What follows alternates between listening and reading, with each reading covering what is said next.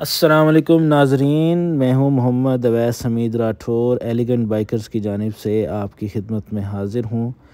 नाज़रीन, ये हमारा पार्ट 4 इस वक्त आप मुलाहिज़ा फरमा रहे हैं, जो कि डिस्ट्रिक्ट हवेली आज़ाद जम्मू व कश्मीर के हवाले से हमारा रीसेंट जो एलिगेंट कैंपर के साथ हमारा टूर था, उसकी रुदात का चौथा हिस्सा इस वक्त आपके सामने हाज़िर है। नाज़रीन, इससे पहले आपने देखा कि जिस वक्त हम इस्लामाबाद से निकले थे, तो हमारी मंशा, हमारी ख्वाहिश ये थी कि हम 5 से 6 दिनों में अपने डिस्ट्रिक्ट हवेली के तमाम ऐसे जो टूरिस्ट स्पॉट्स हैं उनको विज़िट करें और उनकी एक रूट वाइज़ समरी आपके सामने पेश करें, ताकि कोई भी शख्स सिंगल जो है इस सीरीज़ में हवेली को जान सके, और अगर वो यहाँ आए तो वो अपने टाइम के हिसाब से, रूट के हिसाब से अपने आप को जो है वो प्लान कर सके, वो अपने तमाम टूर्स को जो है वो मैनेज कर सके। लेकिन नाज़रीन, जैसा कि पहले दिन ही हमारी गाड़ी का कुछ इशू हो गया और उसके बाद नीलफरी में जिस तरीके से हमें गाड़ी जो है वो हमारी फंसी, तो उसकी वजह से हमारा काफ़ी सारा टाइम ज़ाया हो गया, और उस टाइम ज़ाया होने की वजह से कुछ मेंटल और फिज़िकल स्ट्रेस भी हमारे ऊपर आया, जिसकी वजह से हमारा जो प्लान है वो काफ़ी ज़्यादा जो है वो डाइवर्ट हो गया। तो बहरहाल, नीलफरी से वापसी का जो सफ़र है, इस वीलॉग में हम आपके साथ शेयर करना चाह रहे हैं। और इस वक्त जो आप सीन्स देख रहे हैं, ये नीलफरी से रुख ढोक की तरफ हमारी वापसी है। लास्ट पार्ट में आपने देखा था कि हम नीलफरी पहुंच गए थे, और नीलफरी पर मौजूदगी और वहां से गाड़ी तक की वापसी का जो रुदात थी वो हमने पार्ट 3 में शामिल की थी, और वहीं पे पार्ट 3 का अख्ताम किया था। नाज़रीन, जिस वक्त नीलफरी से हम वापस रुख ढोक और मज़ीद नीचे की तरफ जाने का हमने इरादा किया, तो उस वक्त हमारे जहनों में एक क्लैरिटी थी कि जो भी मुश्किलात हैं वो अब ख़त्म हो चुकी हैं, क्योंकि रुख ढोक से नीलफरी तक का जो पैच था वो काफ़ी बेहतर था, और उसमें कोई ऐसा रोड का कटाव, कोई ऐसी जगह नहीं थी जिसमें हमें फ़ील हो कि ये रोड जो है वो ख़राब है। लेकिन जिस वक्त हमने रुख ढोक से नीचे का सफ़र स्टार्ट किया, तो हमें इस चीज़ का शिद्दत से एहसास हुआ कि बसाम वाली रोड से कई दर्जा मुश्किल ये पैच था जो कि रुख ढोक से नीचे कागबनी तक आपको मिलता है। इस रोड पे आपको रोड काफ़ी जगह पे डैमेज भी मिलती है, और मोड़ इतने तंग हैं कि 2 से 3 दफ़ा रिवर्स करने के बाद आपकी गाड़ी जो है वो मोड़ से अब मुड़ने के काबिल होती है। और चूँकि हमारे पास एक वज़नी गाड़ी थी और काफ़ी लंबी गाड़ी थी, तो जीपों के मुकाबले में हमें काफ़ी ज़्यादा टफ़ जो है वो ड्राइव का वहाँ पे सामना करना पड़ा। खैर, किसी तरह अल्लाह अल्लाह करते, खुदा को याद करते हम कागबनी तक पहुँचे, और हमारा जो कंसर्न था, जो हमारा प्लान था, वो ये था कि हम वहाँ से कलां ढोक की तरफ जाना चाहते थे, जो कि काले से थोड़ा सा पहले है। वहाँ पे एक रॉक स्ट्रक्चर है बड़ा डिफरेंट किस्म का, हम उसको आप लोगों के लिए एक्सप्लोर भी करना चाहते थे और उसको अपनी वीलॉग का हिस्सा बनाना चाहते थे। लेकिन जो हमारे मोहसिन थे, जिन्होंने हमें रात को सपोर्ट किया, और वहाँ पे जब गाड़ी हमारी फंसी तो उन्होंने हमें वहाँ पे काफ़ी हेल्प आउट किया। उनकी कोई थोड़ी सी रिक्वेस्ट थी कि उनका कुछ सामान, और वो ज़ाती तौर पे सोली बाज़ार जाना चाहते थे, जिसकी वजह से हमने अपना जो प्लान था वो ब्रिंगबर्न वाले रास्ते से जो है वो चेंज किया, और हम जब्बी वाले रास्ते को हमने अडॉप्ट किया। और ब्रिंगबर्न वाले रास्ते का ये थोड़ा सा हमें उसका एक फ़ेवर मिलना था कि वो रास्ता, कच्चा रास्ता जो था, जो 4x4 ट्रैक था, वो ज़रा छोटा ट्रैक है और फ़ौरन ही पक्का रोड आ जाता है। और वो रोड जो है सोली और कालामूला के दरमियान में एक जगह आती है, शैतान कट्ठा। ये एक पहाड़ी नाला है जिसका नाम शैतान कट्ठा है। वो बेसिकली उसके पास जाके मेन रोड के साथ वो रास्ता मिलता है, और वहाँ से 5 से 7 मिनट या ज़्यादा से ज़्यादा 10 मिनट की ड्राइव पे जो कलां ढोक है हमारी, और वहाँ का जो कलां जो स्ट्रक्चर है, रॉक स्ट्रक्चर, वो वहाँ पे मौजूद है। तो हमारा पहला जो इनिशियल प्लान था वो यही था कि हम कलां ढोक की तरफ जाएंगे, और वहाँ से होते हुए हम हिल्ला आबशार या रास्ते में कहीं पे भी जहाँ हमें फिजिबल लगा, हिल्ला आबशार से पहले दरिया के आसपास कहीं हम अपना कैंपर ठहरा के अपनी रात जो है वहाँ पे एंजॉय करेंगे। लेकिन नाजरीन, एक बार फिर आपसे कहना पड़ेगा कि होता वही है जो मंजूर खुदा होता है। जब हमने जब्बी का रास्ता अपनाया तो नाजरीन वो रास्ता ख़तरनाक तो नहीं था, बसाहाँ और रुख ढोक से कागबनी तक के रास्ते की तरह, क्योंकि वो खेतों और जंगलों के दरमियान में से वो रास्ता आता है, आबादी के बीच में से वो रास्ता आता है। वो कोई ऐसा रास्ता नहीं है जिसके दोनों तरफ खाइयाँ हों, लेकिन उस रास्ते का इतना बुरा हाल था कि गाड़ी कोई इतनी हिट हुई, गाड़ी नीचे जो नीचे वाली बॉडी है उसको हज़ार तरीक़ों से बचाने के बावजूद भी इतने बड़े बड़े पत्थर और ऐसी ऐसी जगह आई कि हमारी लाख ड्राइविंग स्किल्स इस्तेमाल करने के बावजूद भी हम गाड़ी को नीचे से हिट होने से नहीं बचा सके, और गाड़ी इतनी ज़्यादा हिट हुई कि हम सोली तक पहुंचने की उम्मीद भी छोड़ बैठे थे। लेकिन खुदा खुदा करके हम सोली बाज़ार पहुँचे और जो हमारे मुहसिन थे उनको हमने अलविदा किया, उनका एक दफ़ा फिर हमने शुक्रिया अदा किया। और वहाँ पे हमने फ़ौरन ये मशवरा किया कि जिस तरह के रास्तों और जगहों से खुदा ने हमें निकाल के अपने आबाई गाँव तक पहुँचा दिया है, तो यहाँ से जो हमारा टूरिज़म एडवेंचर है उसको थोड़ा सा हम बैक फुट पे डालते हैं और सबसे पहले जाके कुछ सदका खैरात करते हैं कि जिन जिन मुश्किलों से हमें खुदा ने निकाला, तो उसके बाद ये एडवेंचर थोड़ा सा पोस्टपोन किया जाए और सबसे पहले कोई खुदा को याद किया जाए, कोई अल्लाह ताला की वादानियत की बात की जाए, कोई सदका खैरात की जाए। और जो हम मेंटली और फिज़िकली स्ट्रेस का शिकार हैं, इस स्ट्रेस को दूर करने का एक ही तरीका है कि हम मज़ीद एडवेंचर को भी रोकें और अपने जो घर हैं उनकी तरफ जाएं और कम से कम एक रात वहाँ पे रुकें और नहा धो के दोबारा से फ़्रेश हों।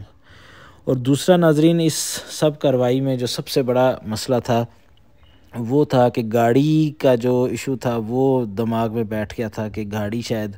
अब अपनी 100% पे नहीं है और मज़ीद गाड़ी को किसी टफ़ टेरेन पे ले जाने से शायद हम मज़ीद किसी मुश्किल का शिकार हो सकते।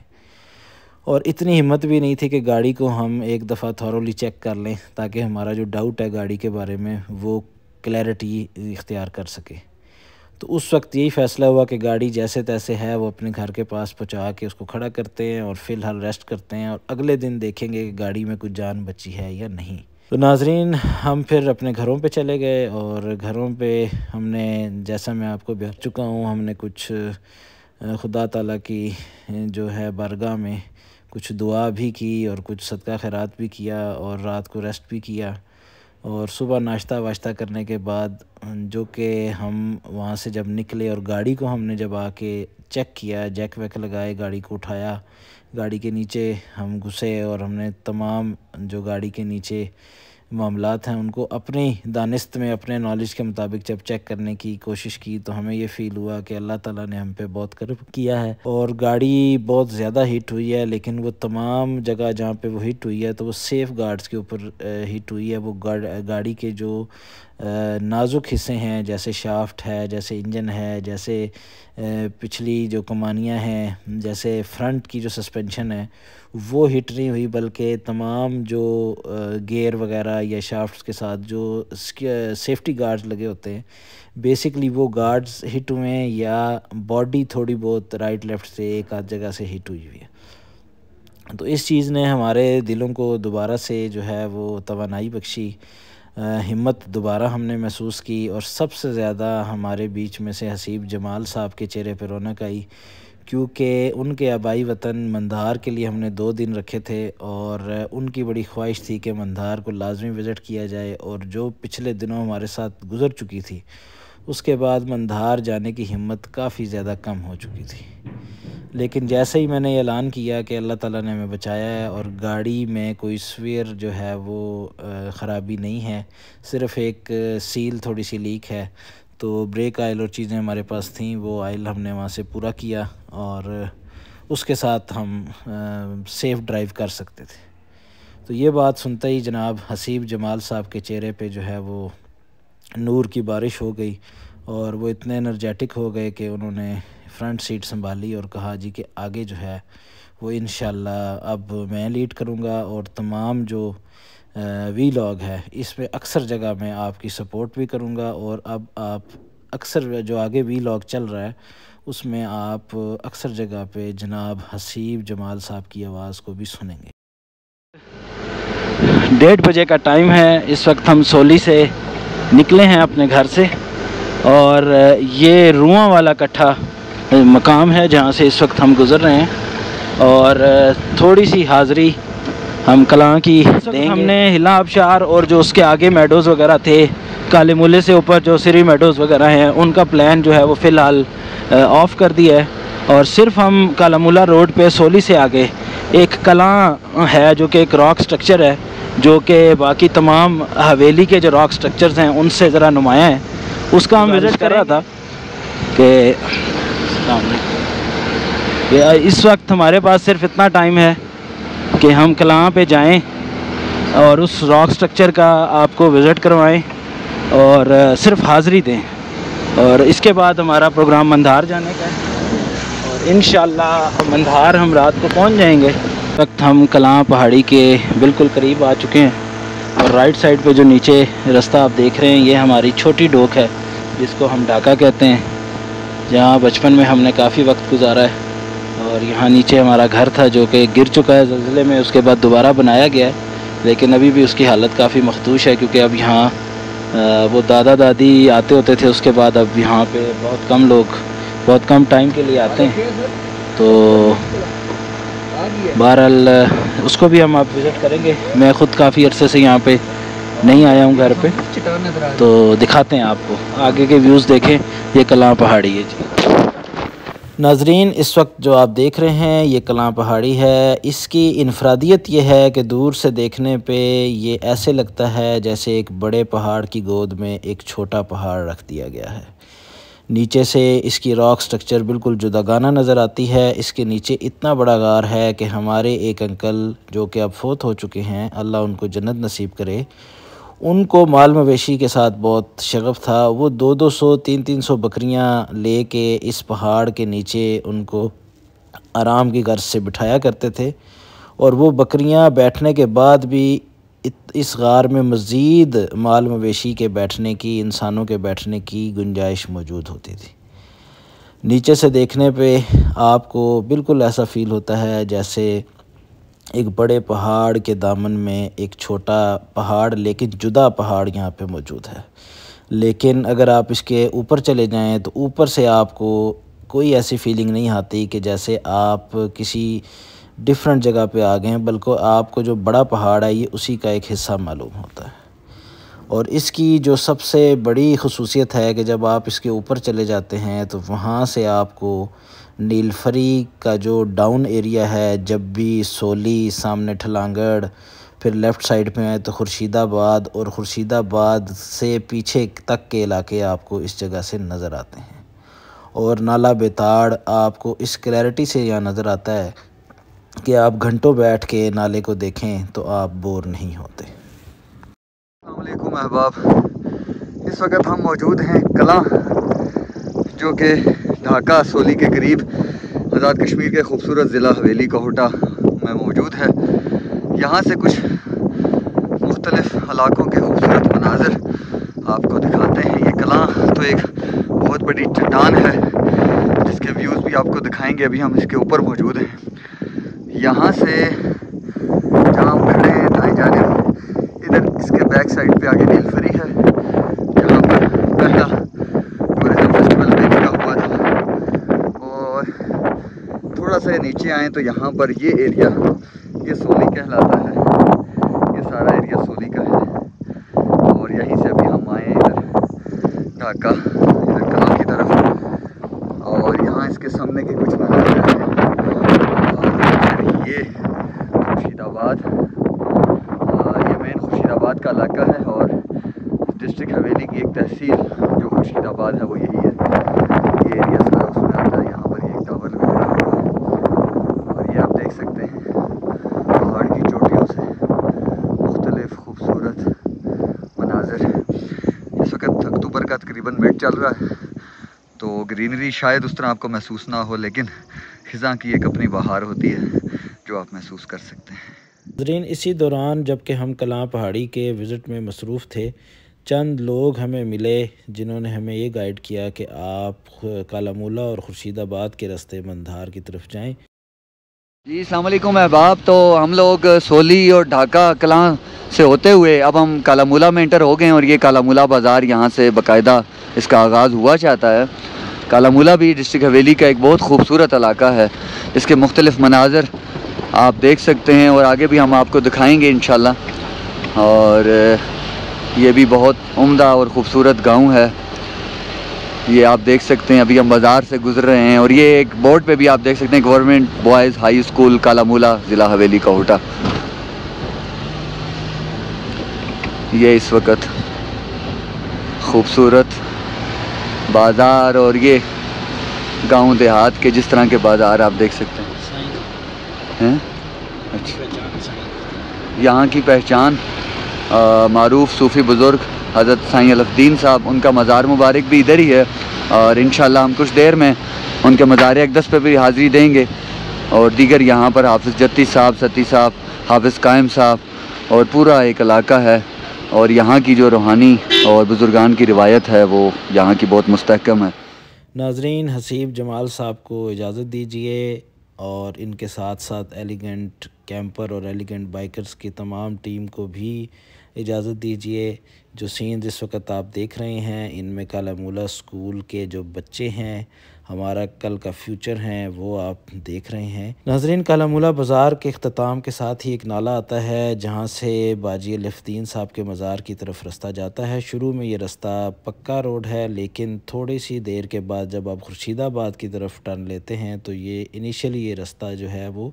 इस वक्त 4x4 वाला रास्ता है। कंस्ट्रक्शन जारी है और जिस तरह से वहाँ लोग काम कर रहे थे, उम्मीद थी कि 1 से 1.5 महीने में जो 2 से 3 किलोमीटर का पैच कच्चा है वो पक्का हो जाएगा,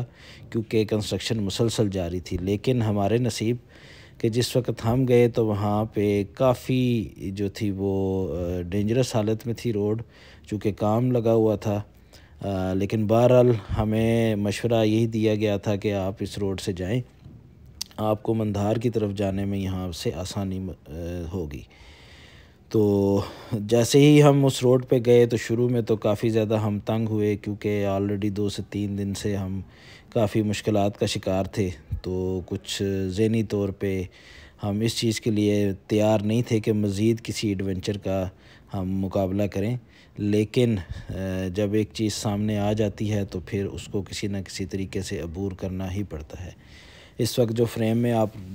पैच देख रहे हैं, ये बेसिकली वो पैच है जिसके बारे में मैं आपको मुतनब्बे करना चाह रहा हूँ कि इस वक्त अक्टूबर 2024 में इस जगह पे ज़ोर शोर से काम जारी है। आज के डेट में या मज़ीद महीना 2 महीने तक अगर कोई इस जगह पे विज़िट करता है तो वो ये चीज़ जहन में रखे कि ये रोड पर काम हो रहा है और इस वक्त 2 व्हीलर्स को वहाँ पे ले जाना तो बहुत बड़ी हमाकत है, और अगर 4 व्हीलर भी कोई है तो वो भी एहतियात के साथ इस रोड को क्रॉस करें। लेकिन ये एक छोटा पैच है, 2 से 2.5 किलोमीटर का पैच है, जिसको क्रॉस करने के बाद एक पक्का रोड आ जाता है। और ये एक अलहदा बहस है कि वो पक्का रोड जब खुर्शीदाबाद के करीब पहुंचता है तो वहाँ पे भी बहुत ख़तरनाक उतराइयाँ इस रोड में दी गई हैं, जो कि शायद उस इलाके की वहाँ पे फिजिबिलिटी ऐसी थी कि वहाँ पे इन्हीं उतराइयों और चढ़ाइयों के साथ रोड शायद बनाया जा सकता था। लेकिन इसके बारे में जो लोकल लोग हैं वो बेहतर अपनी राय दे सकेंगे कि इतनी उतराई और इतने छोटे मोड़ों के साथ रोड जो थी, क्या यही आखिरी ऑप्शन थी बनाना। लेकिन बहरहाल ना होने से होना बेहतर होता है। और अरसा गुज़र गया कि खुर्शीदाबाद और कालामूला के जो लोग थे ये आपस में इतने क़ुर्बत के बावजूद ज़मीनी रास्ता रोड की सूरत में ना होने की वजह से कहूटा और ठलांगड़ और कैलर से घूम के आया जाया करते थे, या जो बाहिम्मत लोग थे वो पैदल फिर इस रास्ते को अबूर करते थे। उनके लिए ये एक बहुत बड़ा जो है वो मामला था कि उनको अब एक ऐसी रोड मैसर है जहाँ से वो 10 से 15 मिनट के सफ़र पे मुहित है कि कालामूला से अगर आप निकलें और सारी रोड ठीक हो तो 15-20 मिनट से ज़्यादा का सफ़र नहीं बनता कि आप खुर्शीदाबाद पहुंच जाते हैं। मोहम्मद अवैस हमीद राठौर मैं आपसे इजाज़त चाहूँगा, और जाते जाते आप देखें खुर्शीदाबाद बाज़ार का खूबसूरत मंज़र इस